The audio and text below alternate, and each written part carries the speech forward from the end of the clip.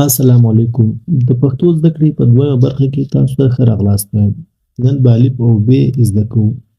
چې الف او ب چېرته لیکل کېږي او څنګه اواز کوي. راځو اول د الف خواته.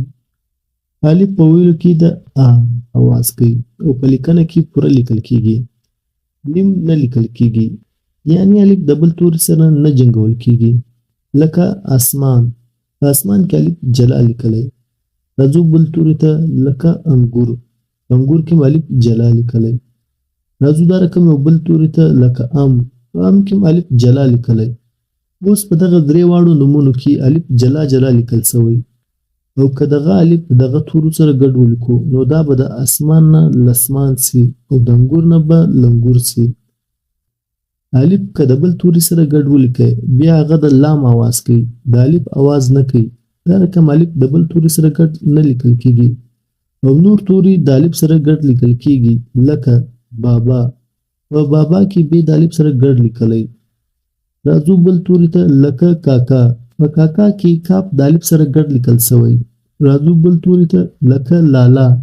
په لالا کې لام د الف سره ګډ لیکل شوی. لا لا. میم د الف سره ګډ لیکل شوی لکه ماما.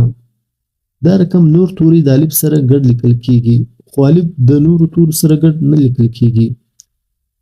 راځو اوس د ب خواته.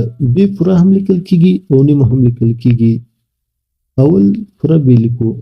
پوره ب د تورو په آخر کې لیکل کېږي لکه سیب. د سیب کې په آخر کې پوره ب لیکلې ده. راځو بل نوم ته لکه کتاب. په کتاب کې ب په آخر کې پوره لیکلې ده. لکه کباب. کباب کې ب په آخر کې پوره لیکلې ده. یو دا رقم بل توری لکه حجاب.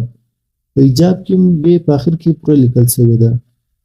دا رقم پوره ب د تورو په آخر کې لیکل کېږي او نیمه ب د تورو په سر او مابینځ کې لیکل کېږي.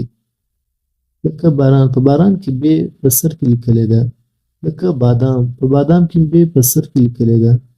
اوس راځو داسې توري لیکو چې ب په مابینځ کې لکه لیمبو. د میم او د واو په مابینځ کې ب ده. لیمبو. راځو بل توري ته لکه لوبیا. ب د واو او د ی په مابینځ کې ده. لوبیا. الف پوره لیکل کېږي. میم نه لیکل کېږي او ب پوره هم لیکل کېږي او نیمه هم لیکل کېږي. نننۍ زده کړه همدغومره وه. د بلې زده کړې پورې د الله په امان.